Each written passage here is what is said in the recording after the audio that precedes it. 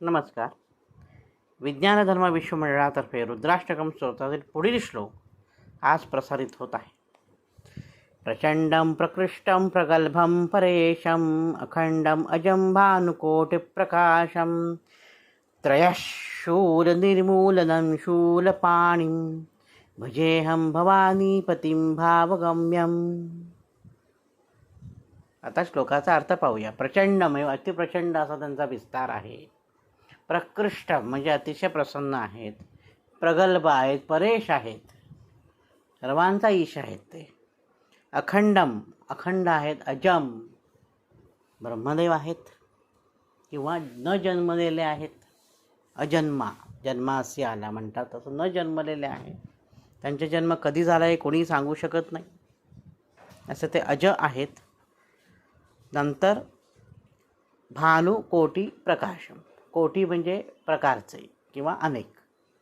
7 सूर्य आहेत आपल्याला माहिती. भानु म्हणजे सूर्य. जर एका वेळी असे अनेक सूर्यप्रकाशित झाले तर त्याचा किती मोठा प्रकाश निर्माण होईल हे आपल्याला माहिती आहे. तर एवढा प्रचंड मोठा प्रकाश आहे. जेव्हा अमेरिकेने हिरोशिमा आणि नागासाकी ह्या जपानच्या 2 शहरांवर अणुबॉम्ब टाकला होता त्यावेळी इतकं प्रचंड उष्णता निर्माण झाली होती की सर्व त्या शहरातील वस्तू जळून खाक झाल्या. म्हणजे इतका प्रचंड प्रकाश, अनेक सूर्य एकावेळी आकाशात प्रगटल्यावर कसं दिसेल, इतका मोठा प्रखर तेज, प्रखरपेक्षा सुद्धा जास्त तेज त्यांचं आहे.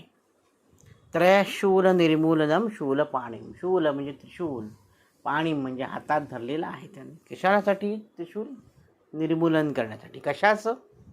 त्रयशूल, त्रयहा तिघांचं निर्मूलन. कोण तिघं? सत्वरजतम या अवगुणांचं निर्दालन करण्यासाठी त्याने हातात त्रिशूल धारण केलेलं आहे. भजेहम मी भजतो. कोणाला?